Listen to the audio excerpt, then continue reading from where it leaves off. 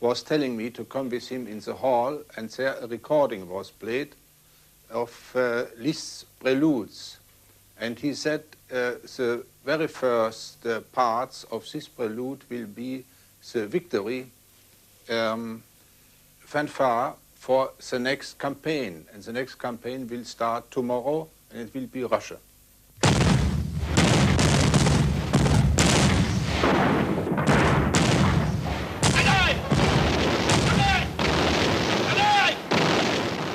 It was the biggest land battle ever fought, the bitterest and the bloodiest, for it caused the deaths of at least 25 millions. It was the head-on clash of the two mightiest armies man had ever known, and in sheer masses, miles of front, numbers of guns and shells and tanks, no other battle in history can compare with it, and certainly there'll never be another like it.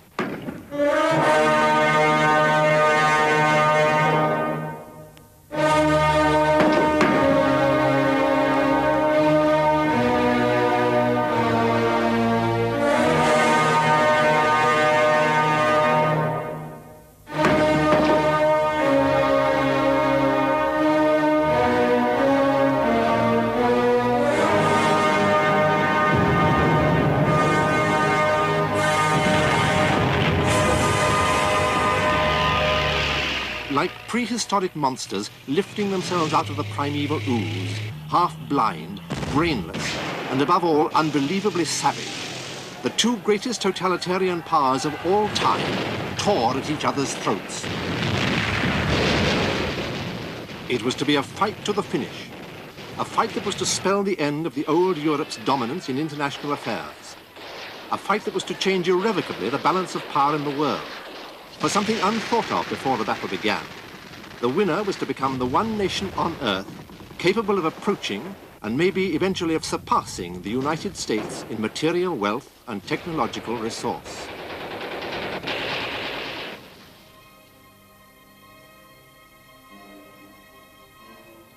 Hitler had been nurturing the notion of eventually attacking Russia ever since he'd come to power in Germany in 1933.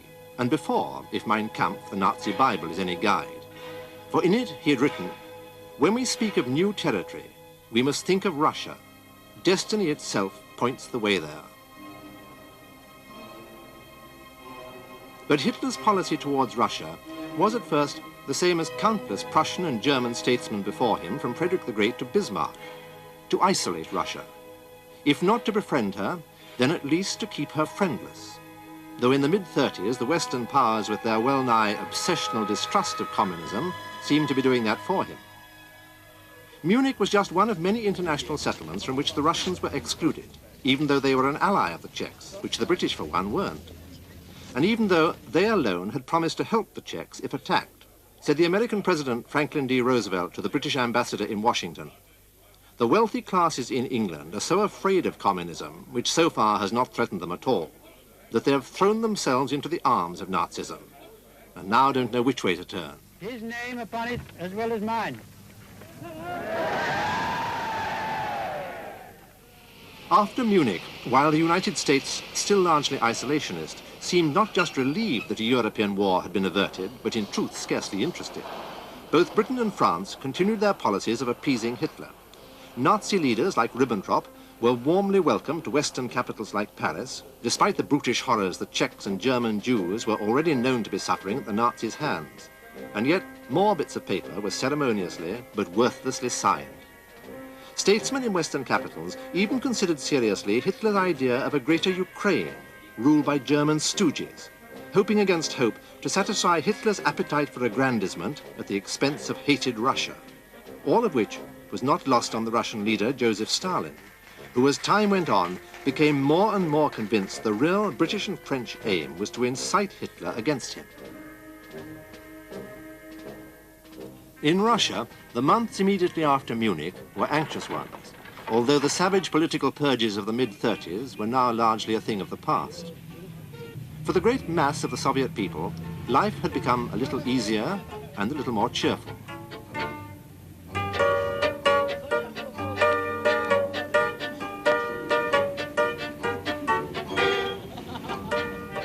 But behind the cheerfulness, doubts were already growing among some Russians of the much-vaunted invincibility of the Red Army.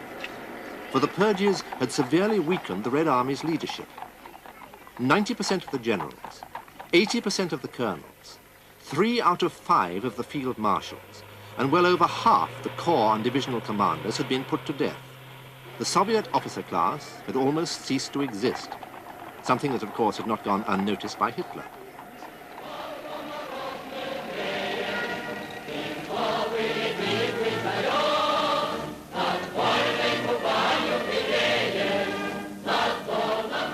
Before the purges, the Red Army had been the most vigorous arm of the whole Russian Revolution, ever receptive to new ideas, an example not just to the rest of Russia, but to military men the world over.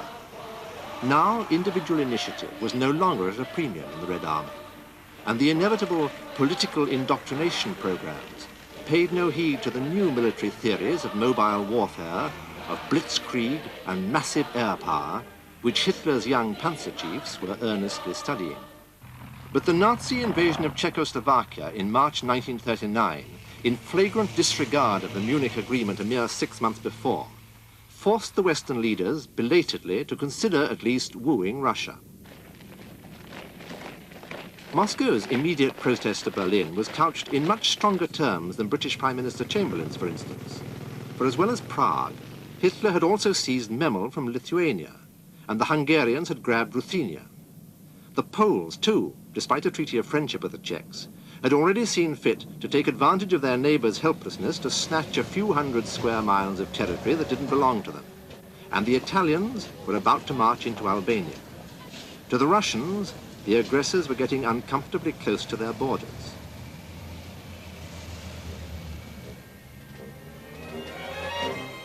Within the week, as the diplomatic minuet gained its momentum, the British had proposed a joint Anglo-French, Soviet-Polish undertaking to consult immediately in the event of further aggression in Europe. Russia agreed to join if Poland would, but the Poles, in the person of their wily foreign minister, Colonel Beck, persuaded Chamberlain to drop the idea in favour of a simple Anglo-French pledge to aid Poland if attacked. Chamberlain's cronies, unbelievably it seems to us today, had told him to put his money on the small, untried Polish army rather than the limitless Russians. And despite the thundering of Winston Churchill, among others, that such a guarantee was little more than a trap, unless the Soviet Union was brought in too, because neither Britain nor France had a common frontier with Poland, whereas, of course, Russia did. Chamberlain, again pandering to the Poles' wishes, ignored the Soviets and instead extended the pledge to both Romania and Greece, countries with which the Western powers, again, unlike Russia, did not have any sort of common frontier. In Britain, that fateful spring of 1939, a public opinion poll found 9 out of 10 favouring close cooperation with Russia. Chamberlain's reaction was simply to suggest to Russia that she give Poland and co. the self-same guarantees Britain and France had given. But it turned out they didn't want Russian guarantees. For at that time, they feared the Soviets much more than they feared the Nazis. A favourite saying of the Polish leaders was, "With the Germans, we may lose our freedom, but with the Russians, we shall lose our soul." Russia countered by proposing a straight Anglo-French-Soviet military alliance, which again Chamberlain, on the Poles' persuasion, turned down. To Stalin, worried about his own country's security, it was becoming increasingly clear the Western powers could not be counted on as certain allies in any coming conflict. And so he began to change his foreign policy, signalled by at first changing his foreign minister. Litvinov, the upholder of the League of Nations and the friend and confidant of the West, was replaced by Molotov. Cold, ruthless, unscrupulous Molotov, Stalin's henchman, and a name and an attitude of mind the West was going to have to reckon with for a generation and more to come. Even so, Molotov's appointment brought no immediate noticeable change in Russian attitudes. In Moscow, the latest Eisenstein film, Alexander Nevsky, played with official blessing to packed houses that summer, and its theme was strongly anti-German, harking back to Russia's great medieval victory over the Teutonic Knights, and hinting heavily that any other German attack would meet with the same harsh medicine.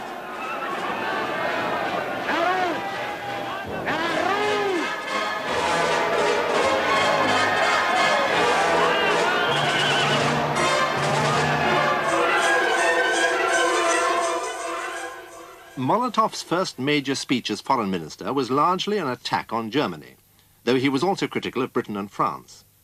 Little significance was made of his mention of an impending trade treaty with the Nazis, nor of his having successfully concluded one with fascist Italy.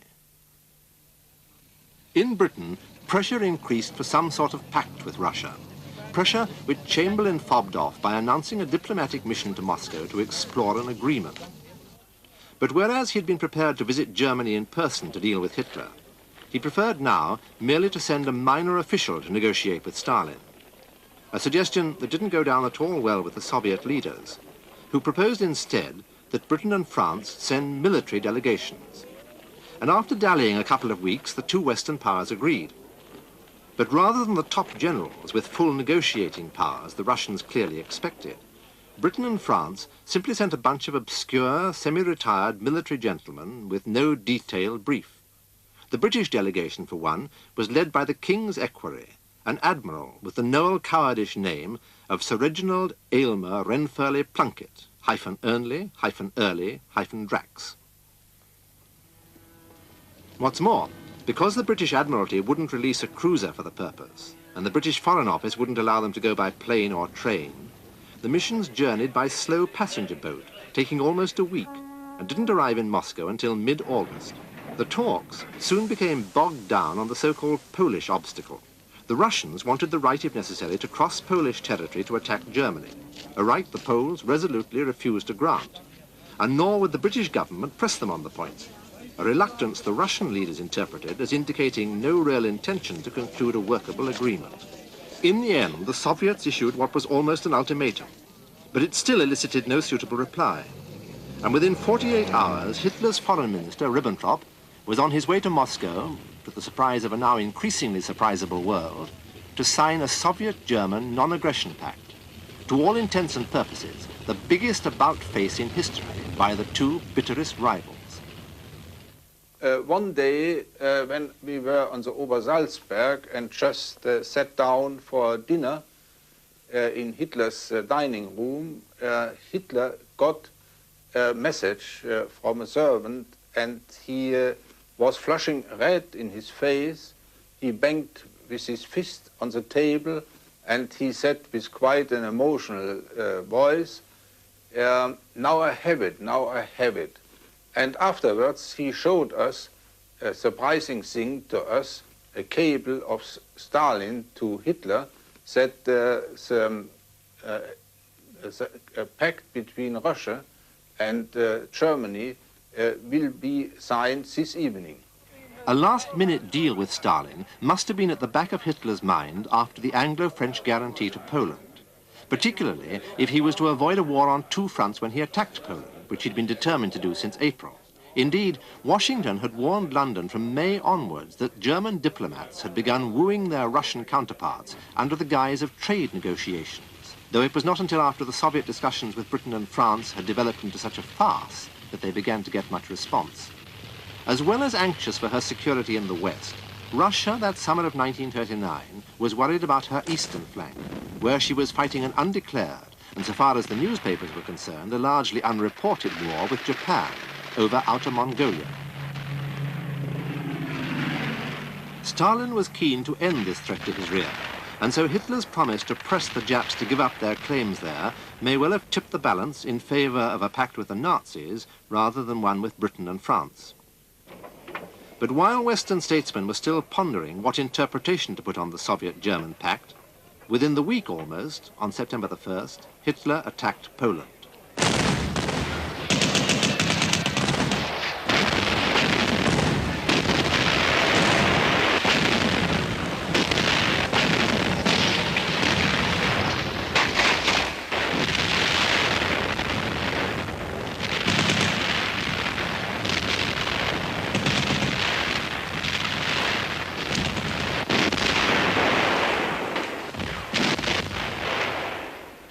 Despite the forecasts of Chamberlain's advisers that the Poles would hold out for at least 3 or 4 months, it was all over in less than that many weeks.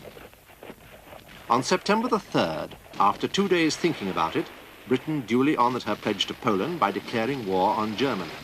And a few hours later, the French followed suit. But as skeptics like Winston Churchill had long pointed out, honouring the pledge was of little immediate help to the Poles.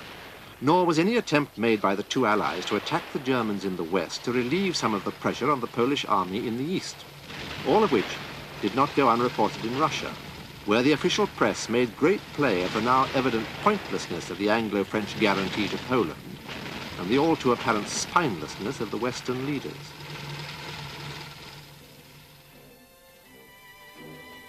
On September the 17th, after just 2 weeks of war, and with organized Polish resistance already tottering to a halt, the Red Army occupied the eastern half of Poland in accordance with a secret protocol of the Soviet-German Pact.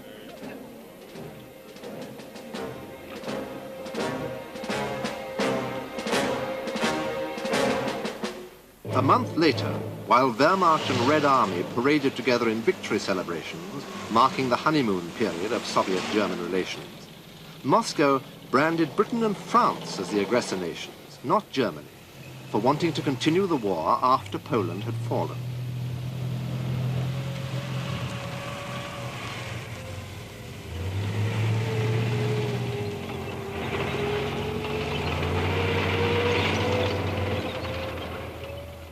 Having apparently secured her western frontiers as well as her eastern, Russia now turned her attention to the north, to her borders with Finland, demanding the exchange of Finnish territory just 20 miles or so from Leningrad, and from which Russia's second great city could be shelled, for a much bigger slice of Russian territory elsewhere.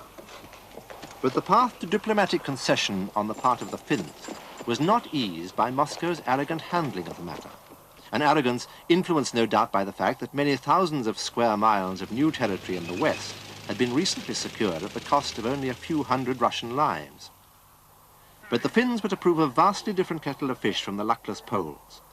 And when war came in November 1939, it was to cost the Russians nearly 1 million lives and to shatter once and for all the Red Army's aura of invincibility, something that again did not go unnoticed by Hitler.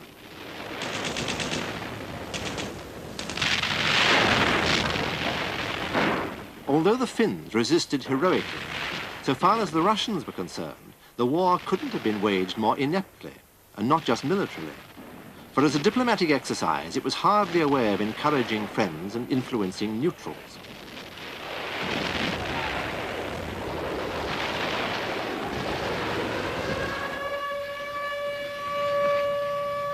When Soviet planes began bombing Helsinki, America called for a moral embargo on all trade with Russia, and even Italy recalled her ambassador from Moscow. Britain and France openly shipped arms to the Finns, though the Swedes would not allow Western troops to cross their territory, which, as it turned out, was a merciful relief for the Allies, for they might well have found themselves fighting the Soviets as well as the Germans that first winter of the war. All in all, it was a very low point in Russia's relations with the West. For their part, the Soviet leaders feared the Finnish war might tempt Britain and France to reconcile their differences with Germany at Russia's expense, and their suspicions were aroused by the trip in February 1940 of Roosevelt's personal representative, Sumner Welles, to Berlin, Rome, London and Paris, but not Moscow, to seek out the possibilities of a negotiated peace. Hence Stalin's alacrity in winding up the war after just 4 months, and without the Finns totally defeated. This fear of a rapprochement between the Western leaders and Hitler, which would have left the Nazis free to deal with Russia, was to haunt Stalin right up until the hour the German armies attacked him.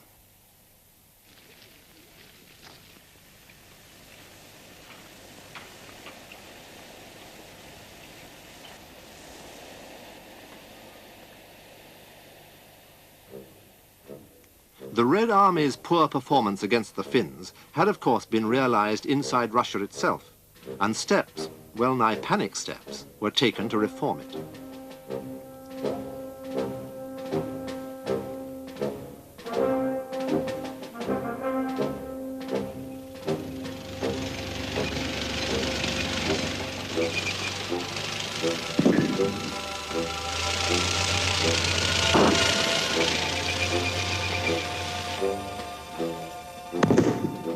But before those reforms had really got underway, within a month in fact of the end of the Russo-Finnish War, Hitler invaded Denmark and Norway.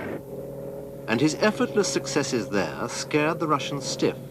for they had a vested interest in a not over-strong or understretched Germany on their western borders. And when those incredibly rapid successes were followed by the equally quick collapse of the Low Countries, the Soviets became more anxious still, which was why the miracle of Dunkirk met with almost hysterical relief among the Russian leaders. For the war in the West to have come to an end when the Red Army was still in a state of turmoil was certainly not in their interests. Significantly, it was of course while his panzers were pounding the French to a submissive pulp in early June 1940 that Hitler boasted to his generals that it would be the Russians' turn next. Indeed, just as soon as his military position made it at all possible. And in the weeks following the French armistice, as that military position became daily more and more possible, and his own popularity within Germany soared, as witness his rapturous reception in Berlin on his return from the Western Front, Hitler confided to the other Nazi leaders his determination to attack Russia not later than the following summer. Feierliches Glockengeläute und der Jubel von Millionen empfangen den siegreichen Feldherrn an der Reichshauptstadt.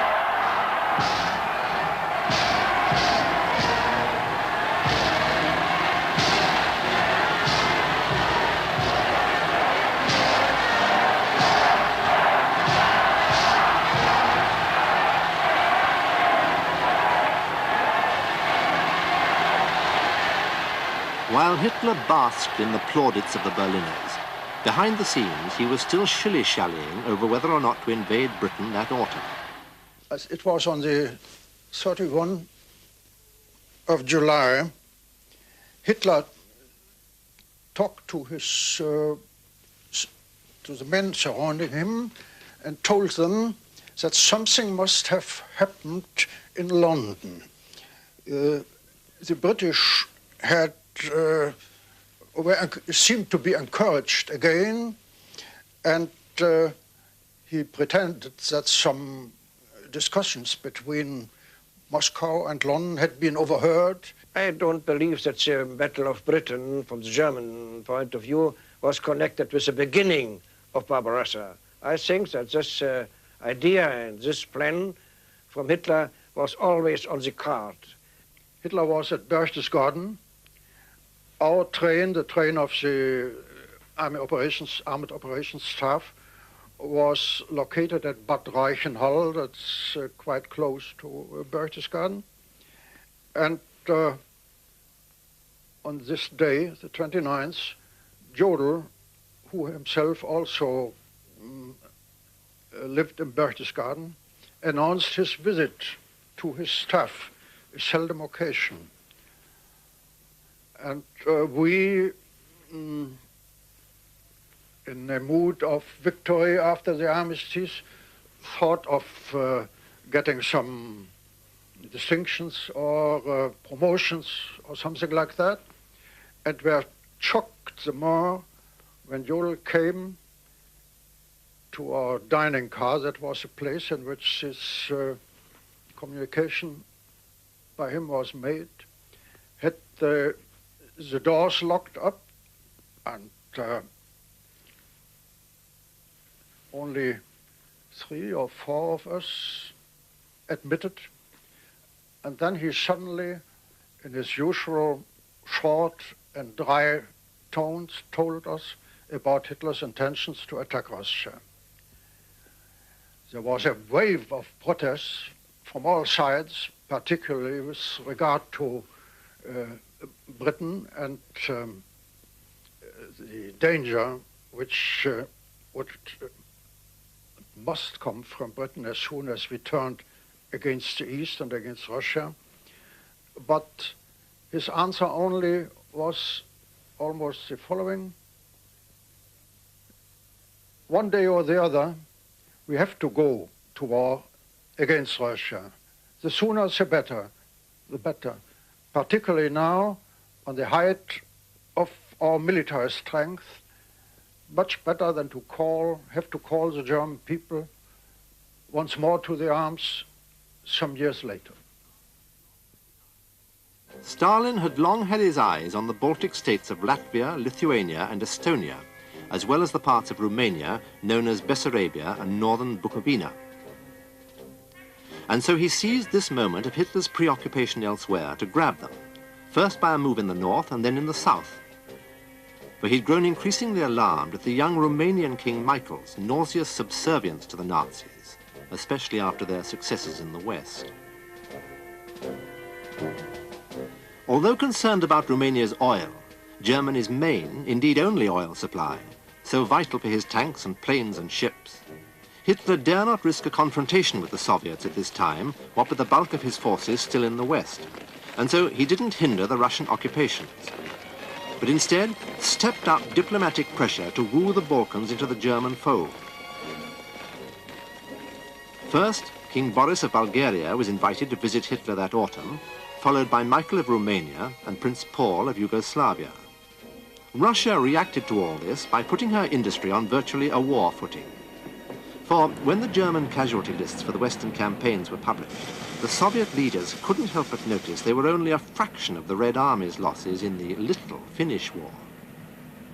What's more, in October 1940, Greece was attacked by Mussolini and the war brought into the Balkans, a possibility the Soviet leaders had been particularly anxious to avoid.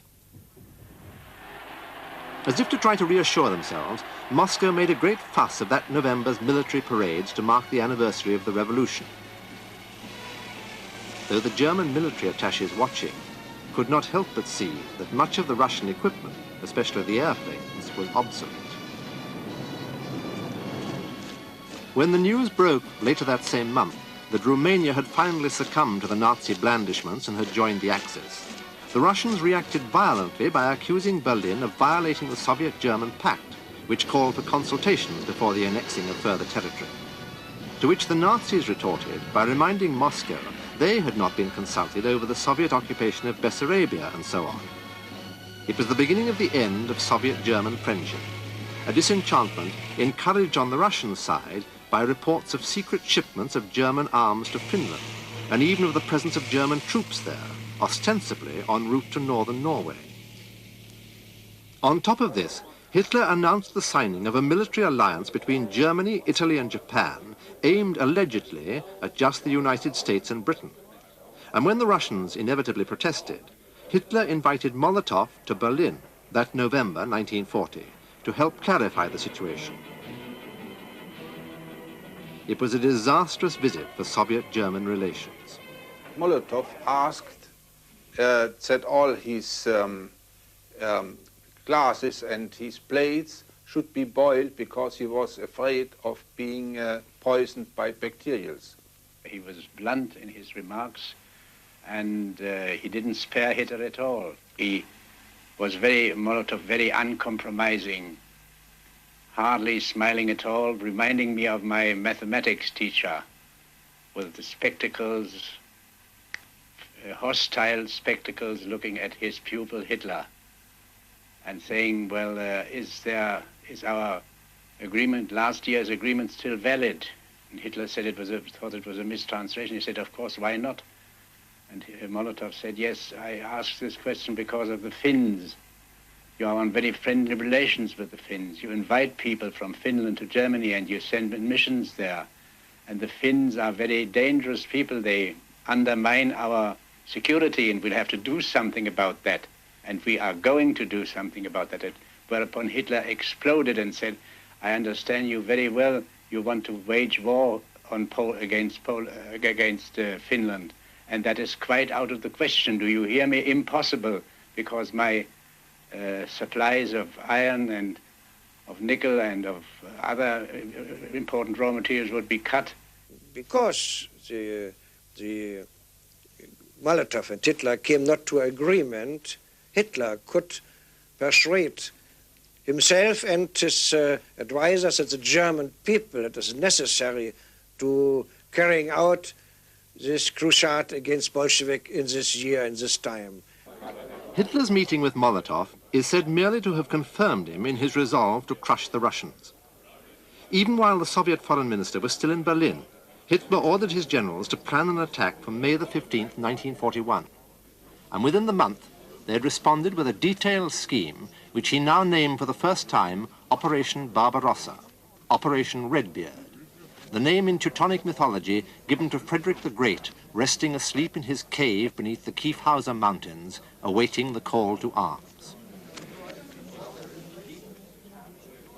Hitler's generals had taken some convincing, for to attack Russia with Britain still resisting in the West was to commit the unpardonable German military sin of warring on more than one front, something that even Mein Kampf maintained to be the greatest of military mistakes. But Hitler argued, and with some truth that autumn of 1940, that Britain, although far from being beaten, was certainly not a threat, at least for the moment, and therefore, to his mind, there was no real front in the West, and so a war in the East would constitute the only front, provided it was a quick war. But Hitler had not realized the true significance of Britain having survived the air battle that autumn, had not stumbled to the simple fact that military circumstances had changed crucially since he had first plotted Barbarossa. The Luftwaffe had met its match over England and was no longer the Wehrmacht's invincible arm as it had been in Poland and France. But the Wehrmacht's morale was at its height, and the generals were headstrong as Hitler lauded them with medals, lavished them with honors, and like a feudal monarch promised them vast spoils in the East.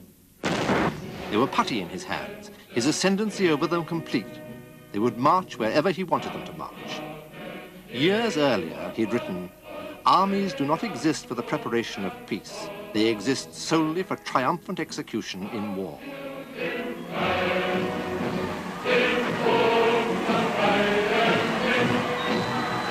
Hitler's logic was that Britain's hope of survival lay in Russia and the United States.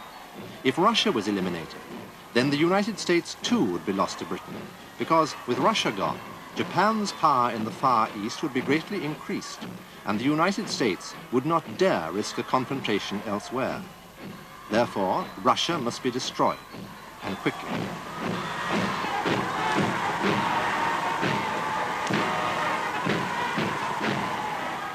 That spring of 1941, the German army stood undefeated, scarcely tested in fact, a superbly equipped and matchlessly trained fighting machine that had known only victory, and speedy victory at that. Who was to be its next victim? It couldn't march against Britain, not on land at least, and amphibious warfare was not to Hitler's liking. Magnetism alone, it seemed, must draw it against its sole remaining antagonist within Europe, draw it in the same way as Napoleon's armies had been drawn when they too had been left champing at the bit at the Channel. Eastwards, ever eastwards, to the boundless, enigmatic motherland of Russia.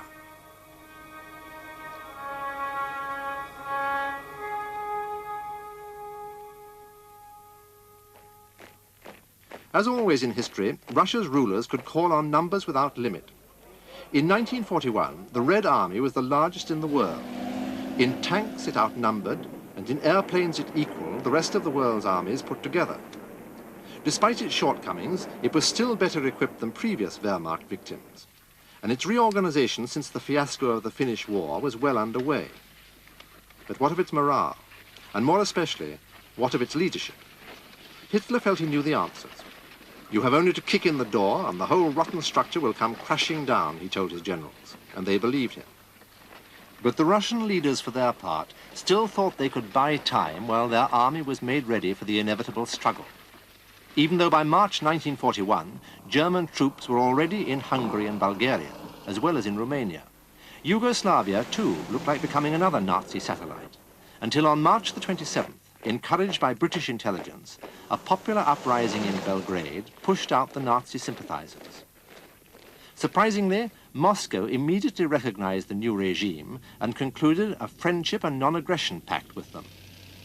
The very next day, Hitler attacked Yugoslavia, incensed evidently by the revolt, for he named the operation Retribution.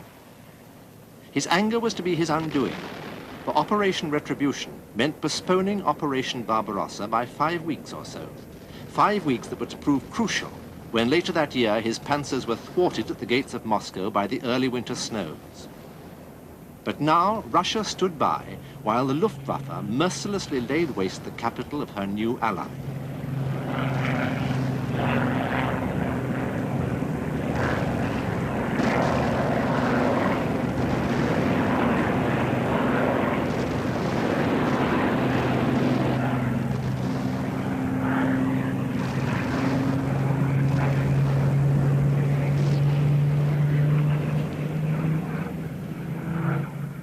That very same day, Hitler marched into Greece, again, without Russia as much as saying boo. Once more, this lack of action cannot have been lost on Hitler and his generals, and served to make them even more headstrong as the Wehrmacht swept to further swift victories. An attack on Russia seemed but a matter of time. Even so, when British and American diplomats tried to warn Stalin of German troop concentrations along the borders, Stalin merely shrugged it off, arguing to his cronies that however inevitable a Nazi-Soviet conflict might be, these present reports were simply a British ruse to rupture Russo-German relations.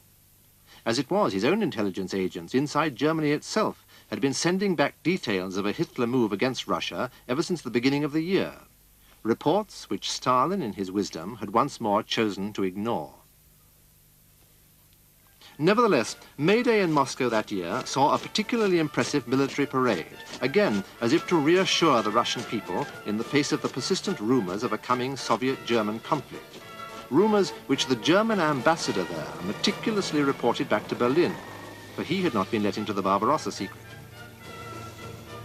4 days later, though, Stalin went out of his way to warn the new graduates of Moscow's military academy to be prepared to deal with a surprise German attack at any time. He also took over the leadership of the Soviet government while keeping the leadership of the Communist Party. But Russian diplomatic activity was still concentrated on appeasing the Germans at all costs, of avoiding giving them any pretext for attacking the Soviet Union, hoping to delay that attack until either the winter, when fighting conditions would favor the Russian soldiers, or else the spring of 1942, when the Red Army's reorganization would be complete. And so, while the generals lectured, Molotov and co. went out of their way to keep Hitler happy, rushing much-needed grain and raw materials to Germany. Raw materials that in a few weeks would come whistling back in the form of shells and bombs. Complying with every request from Berlin, no matter how embarrassing to national pride. Even turning a blind eye to the mounting incursions of German reconnaissance planes over Soviet-held territory. 500 such violations were reported, but went unprotested. The building of permanent frontier defenses was slowed down so as not to offend the Germans. Yet Russian spies counted no fewer than 300 recently laid landing strips within 100 miles west of the border. Intelligence which again Moscow chose to ignore. Stalin was lulled into complacency by German assurances that these troop concentrations were intended really to deceive the British and to divert attention away from a German invasion of England planned for that summer. Even as late as June the 14th, when 3 million German troops and thousands upon thousands of guns and tanks lay hidden in these woods and forests within German-held Poland, Stalin issued a statement in which he bent over backwards to deny Russian fears of a German attack and to reaffirm his belief in German friendship and German goodwill, a statement as pathetically appeasing as any of Chamberlain's Munich pontifications.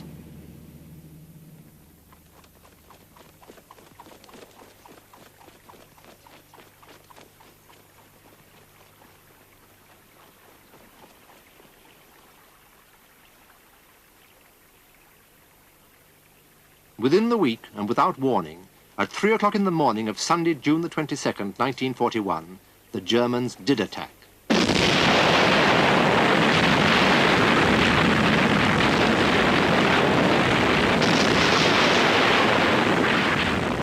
For 1,000 miles from the Baltic to the Black Sea, the glow from 10,000 guns lit the eastern skies. The dazed Russian soldiers were crushed and brushed aside in a holocaust of shells and bombs.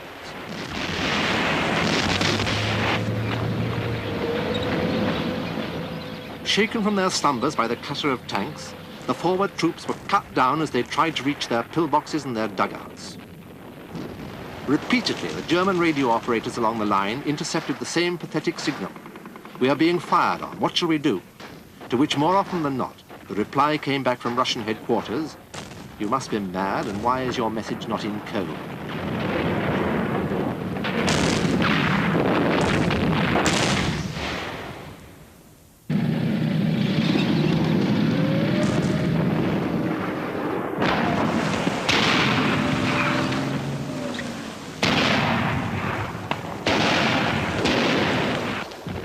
The Russian defense was haphazard, without plan, depending to a very great extent on the initiative of local commanders, an initiative few dared exercise. Even when the attack had been going several hours and Hitler had already announced it to the world, the Soviet authorities were still ordering their troops on no account to cross the German border, nor to exchange artillery fire, and their pilots not to fly over Finnish or Romanian territory. And even over German territory, they were forbidden to penetrate beyond 60 miles. Bridges were captured intact. They'd not even been prepared for demolition. As well as surprise, the Germans had the advantage of an overwhelming superiority in men and firepower at those points chosen for their armored thrusts.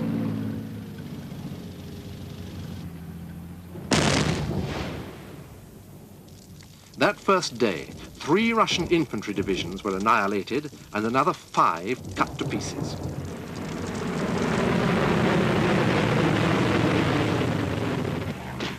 By the second day, with 2,000 Russian planes destroyed, the world's strongest air force, numerically at least, had been well nigh eradicated.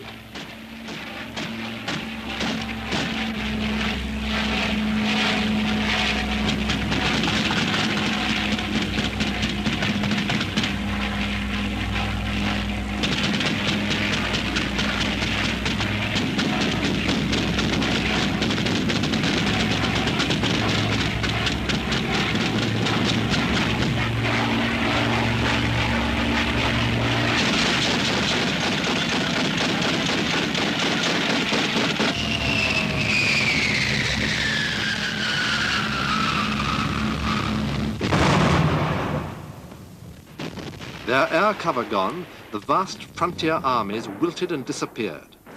By the end of the first week, the Wehrmacht had advanced some 350 miles inside Russian territory and was already more than halfway to Moscow.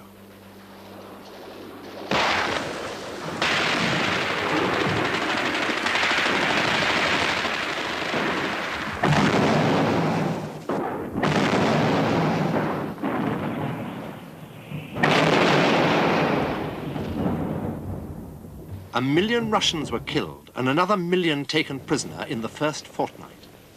And as the weeks went on, the Russian losses mounted, bewildering the Germans, who refused to believe such profligacy in human life could possibly continue. But at least one Wehrmacht colonel saw it all so prophetically when he wrote home, "In fighting Russia, the German army is like an elephant attacking a host of ants. The elephant will kill thousands, maybe millions, but in the end their numbers will overcome him and he will be eaten to the bone."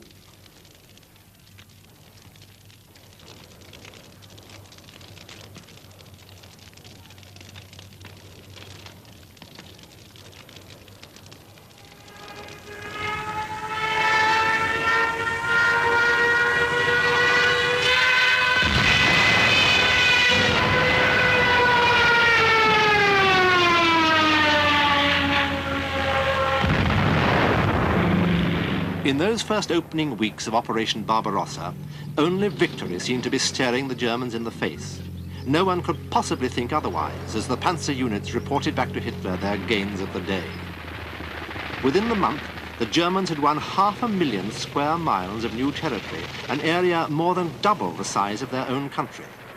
It seemed merely a matter of time before Leningrad, before Moscow, before the Urals even were reached. Who could have thought then that these self-same superbly confident panzers would stagger and stumble at a place called Stalingrad, would be caught and cut to pieces at a place called Kursk, and within 4 years, 4 weary, bloody, destructive years, would have fallen back to the very bunkers of Berlin.